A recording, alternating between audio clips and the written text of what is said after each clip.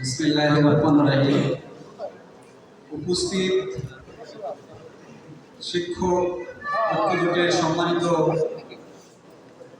সভাপতি ও আজকের অনুষ্ঠানের প্রধান অতিথি এবং সামনে উপবিষ্ট বিভিন্ন শিক্ষা প্রতিষ্ঠান থেকে আগত শিক্ষক মণ্ডলী এবং সামনে উপবিষ্ট আছে প্রতিষ্ঠান প্রধানগণ, আসসালামু আলাইকুম।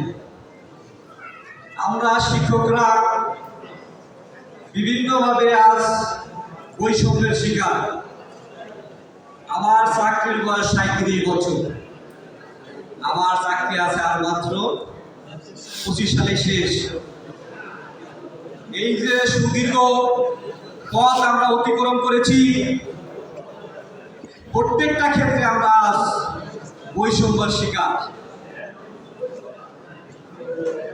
আমাদের এনটিআরসি যখন শিক্ষকরা প্রতিষ্ঠানে বিভিন্ন জায়গা থেকে আসে, দূর দূরান্ত থেকে, তার বেতন 12,500 টাকা।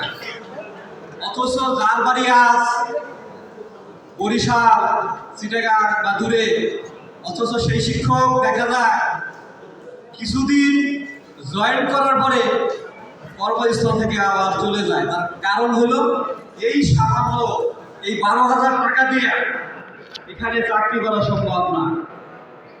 এরভাবে দেখা যাচ্ছে আমাদের বাড়ি ভাড়া 1,000 টাকা, চিকিৎসা ভাতা 500 টাকা। এই যে আমরা বৈষম্য শিকার, এই বৈষম্য থেকে উত্তরণের একটা মাত্র পথ, সেটা হলো চাকরি জাতীয়করণ ছাড়া এই পথ থেকে কি হওয়ার কোনো সুযোগ নাই।